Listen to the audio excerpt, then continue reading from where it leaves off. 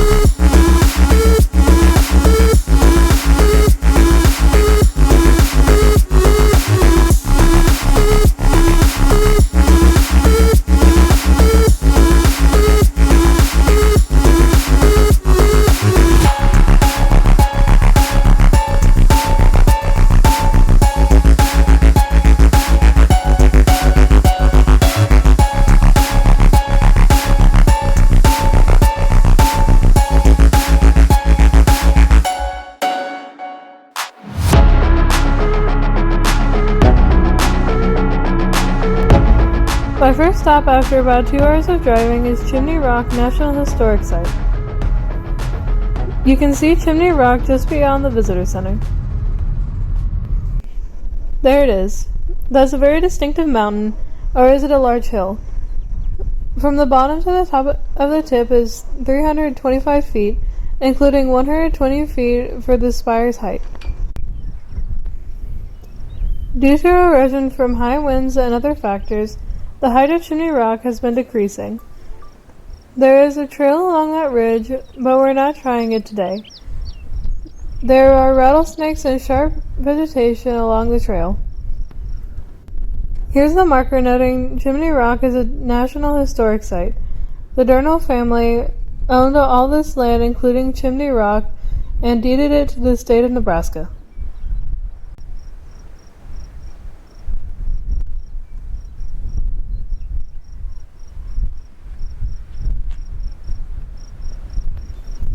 Here's a sign letting us know rattlesnakes are common here, so that validates not hiking to the base of Chimney Rock.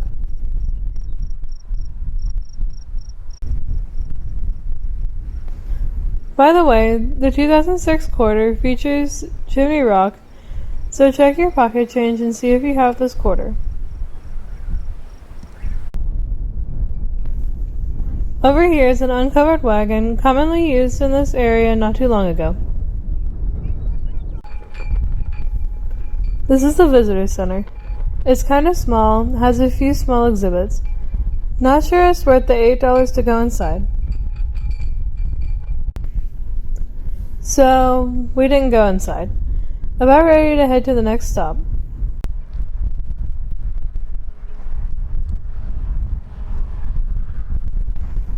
Taking another look at Chimney Rock before we go. I do wish I could get nice and close, but I'm not chancing a rattlesnake bite. On to my next stop. Now heading toward that mountain range up there. The terrain is slowly changing from all grass to slightly mountainous and more shrub growth.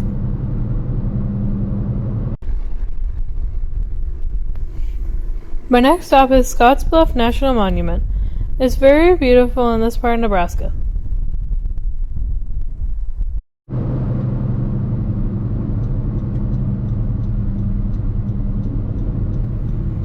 The landscape has dramatically changed. The entrance to this park is on the right.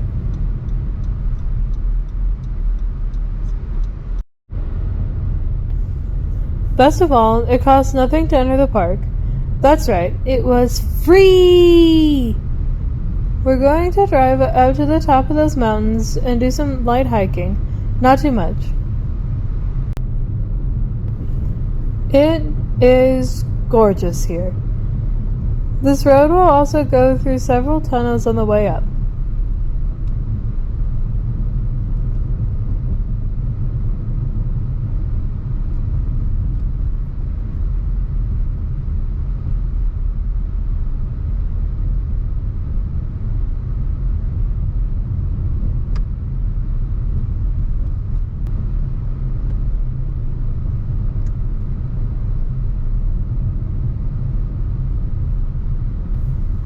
They do tend to get rock slides, and I believe it with that big wall on my right.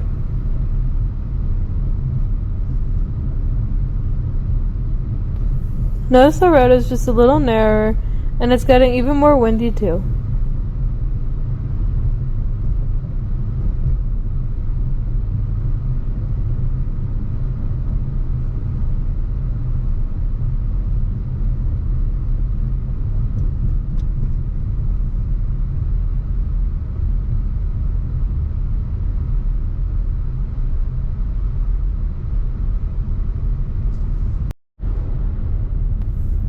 Quite a bit higher in elevation now, and the tree growth is increasing as well.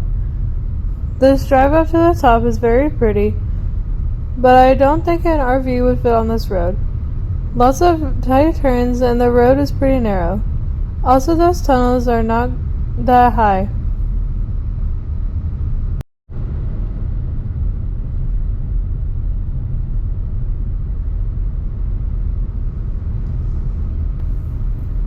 Now almost at the top, we have to park it and then we'll walk the rest of the way. Should be some beautiful overlooks on those hiking trails. There are 2 trails. We'll do the North Overlook Trail first, only half a mile. This marker describes how Chimney Rock, where we just were, was used as a landmark.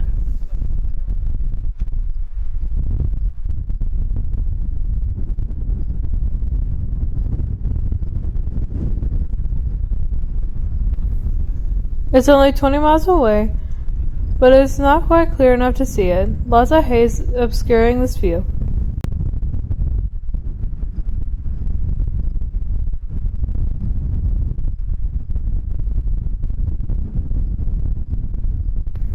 Nope, very hard to make out Chimney Rock from here today.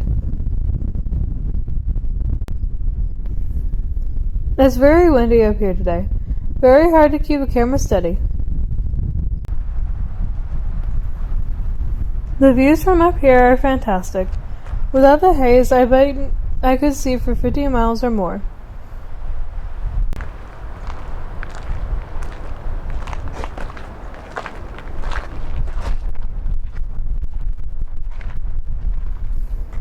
That's a ton of Scottsbluff down there. This is an incredible view. I can see the whole city.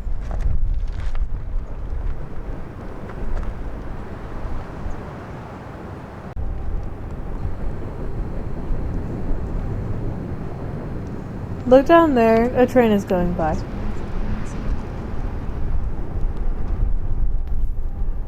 Lots and lots of coal being transported.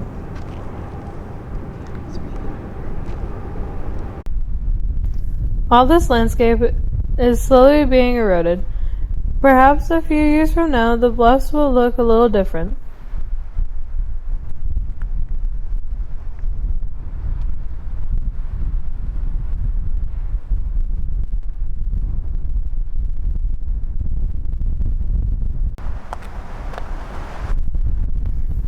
This marker is for the Hiram Scott Memorial. He died in the vicinity of this rock structure after he was deserted by his companions.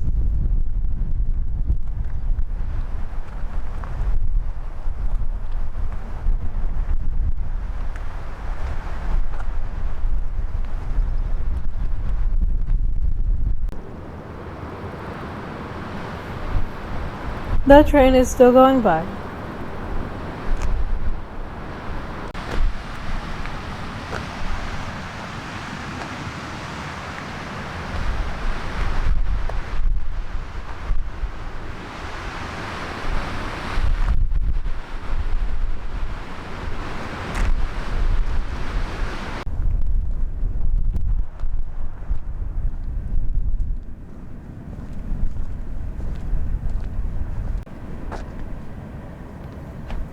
This marker notes the Oregon Trail and Mormon Trail parallel the North Platte River down there.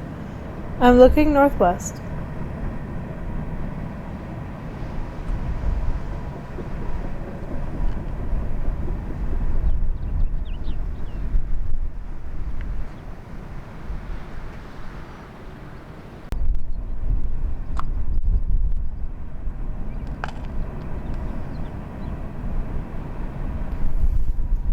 Back to that view I saw earlier, Scottsbluff and Carhenge are both in view as I look northeast and then east.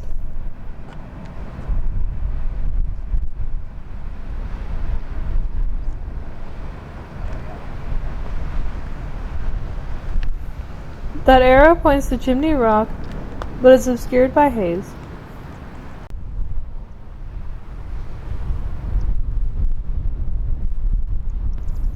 I love to check out these views on a cooler day when it's not as hazy. Now to the South Overlook Trail. This trail is just 1/8 of a mile. It's very windy through here, windier than the other trail.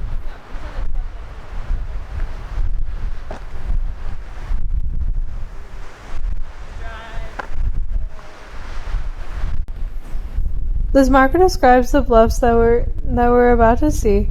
Apparently this was once a large plateau, the ancient High Plains.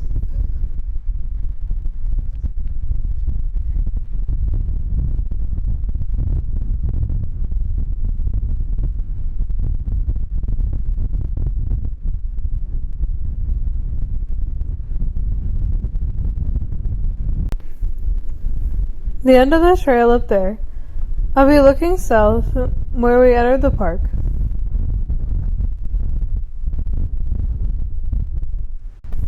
Reading these markers, first the many faces on the trail, describes how the bluffs are now watching over the travelers that visit here.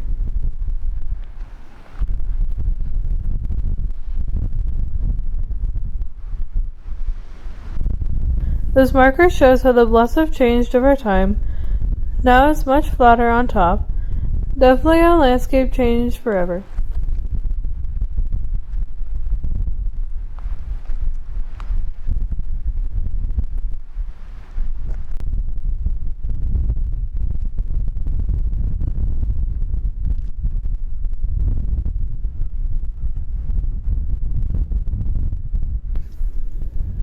Down there is the road we drove in on. There's a road looping into the first tunnel over there.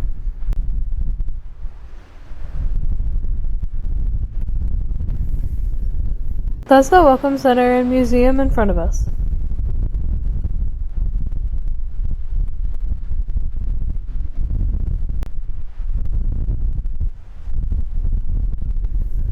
Zoomed in on that first tunnel, just a couple of vehicles making their way up here.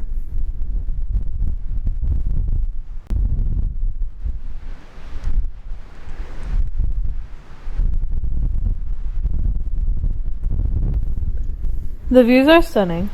Now I know why this was on my bucket list for a while. This is amazing scenery. We're not too far from Mount Rushmore and Badlands National Park in South Dakota, so if you're up that way, it's worth taking a drive south to see this beautiful park.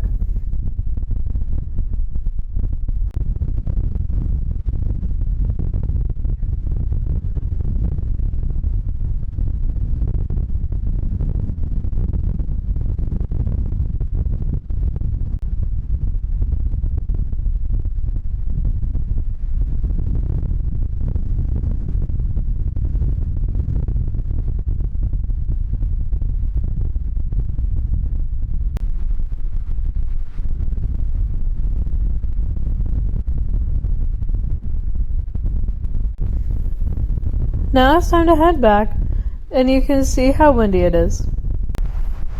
Down from the bluffs, let's see the Welcome Center.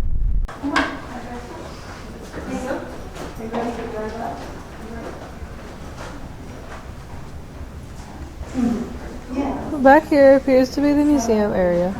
This display talks about how the treaty signed with the Native Americans wasn't meant to give up their land, and how the treaties created a tenuous peace.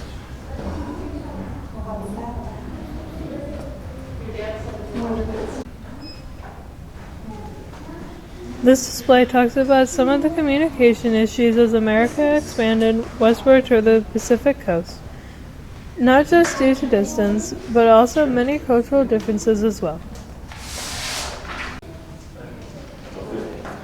Here's a replica of a covered wagon. The pioneers noticed the scenery in Nebraska, denoting the tower rocks rise like mansions and chimneys. They are called Scottsbluff.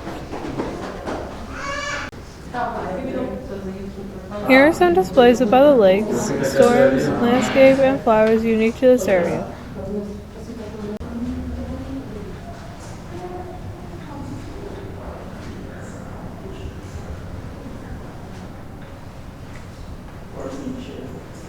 Check out this 3D map of Scottsbluff National Monument. The gray line is the main highway that goes between those two tall bluffs. Also shows the road leading to the top where we were earlier. Not sure what those black dashed lines mean though.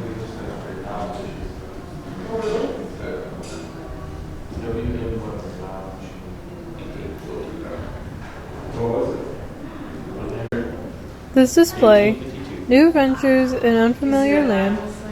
I should have gotten a close-up. These might be camp artifacts, but not sure. People traveling the scenic route through the bluffs enjoyed the view, but didn't enjoy the mosquitoes. Some things used by travelers, including some markers and that revolver, and they discovered the occasional fossil. Some other displays talking about the travelers going through the enormous bluffs, forging a new trail as they head west across America. Over here, as more travelers made their way west, they permanently created paths across pristine land. Then, a replica of goods traded between the travelers and Native Americans.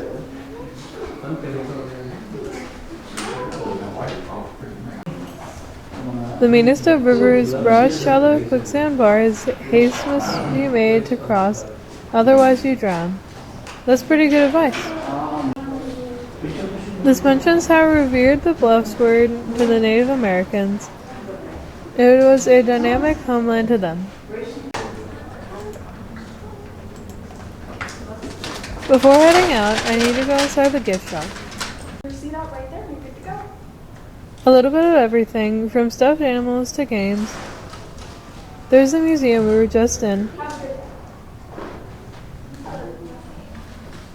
Also books, pens, and clothes over here.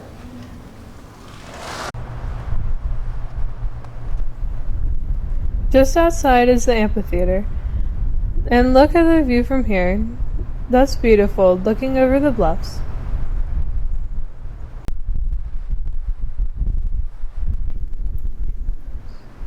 There's a hiking trail leading up to the top of the bluffs.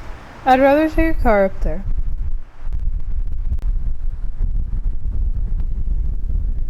One more look at the landscape before I leave. I'm really glad I visited. It's beautiful out here.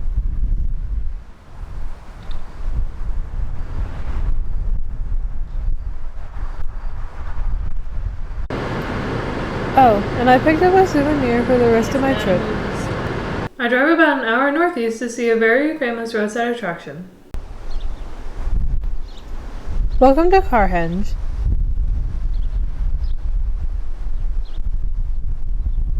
I'm in the city of Alliance. Carhenge is right over there. Graffiti is not permitted on the cars and the other displays, except for one car, which you'll see in a little bit. Look at the cars in Carhenge on this marker. I guess the vehicles didn't start out being painted gray. Carhenge opened in June 1987 and has 39 vehicles. Let's take a look around, hoping I don't get blown away by this strong wind.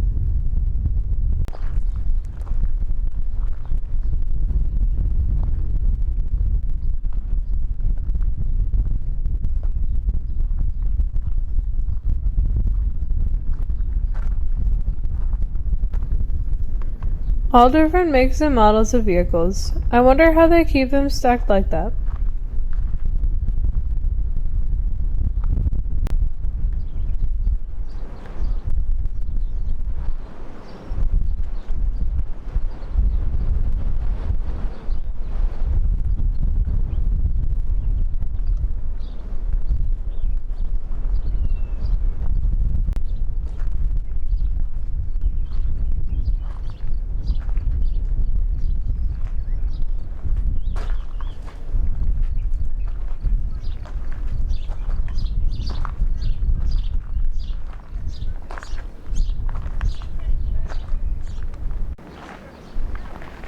Even an AMC gremlin. That's pretty funny.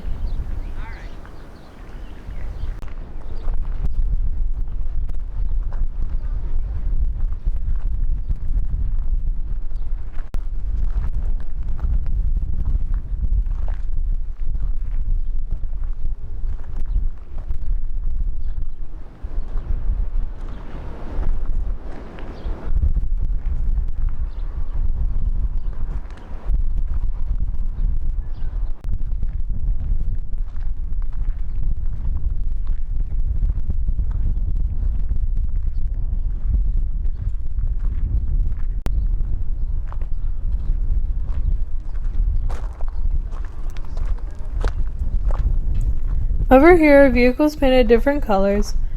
There is one where I can leave a signature. Also a number of metal sculptures made from automobile parts.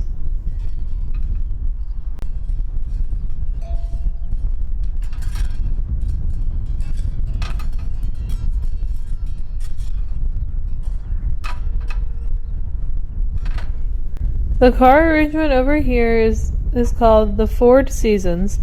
Fourd. Wonder how they keep these cars stacked and not fall down.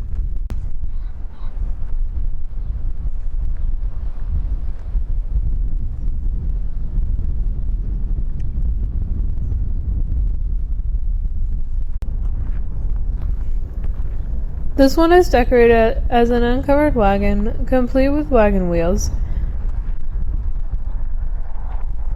Over there is the car that can sign.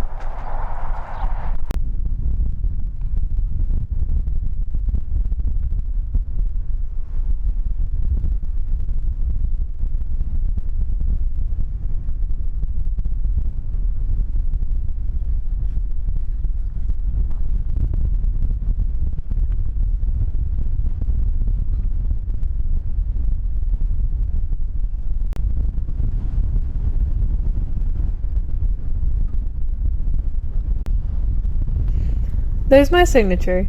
If you see it, leave me a comment. This is a pretty big place.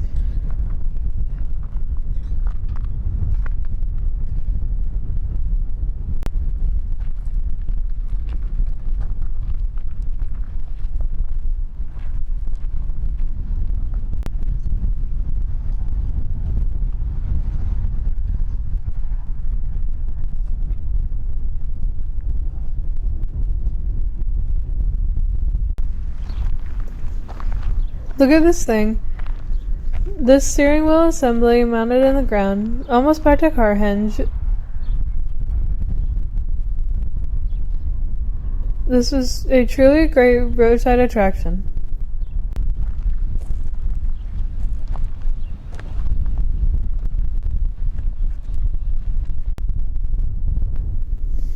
I wish I had seen this marker earlier. This describes the various cars and other scrap metal displays. Also a time capsule buried with one of the cars. It'll be disinterred in 2053. The time capsule is in that light blue car way in the distance.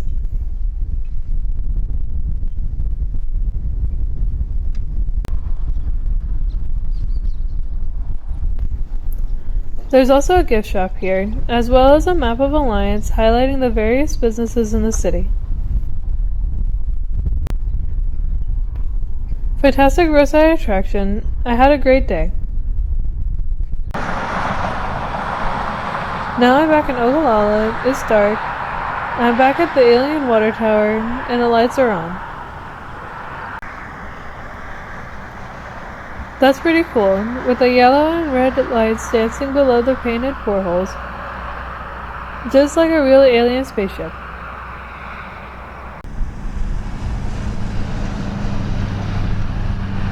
Also, there are spotlights illuminating the portholes, so you can see the aliens looking at us. We have to leave early tomorrow morning. This has been a great day in western Nebraska. And that's it for today. This is as far west and as far north as I'll go on this road trip. I head southwest from here, back toward home, but still a lot to see before then. I'll see you next time. Thanks for watching. Bye!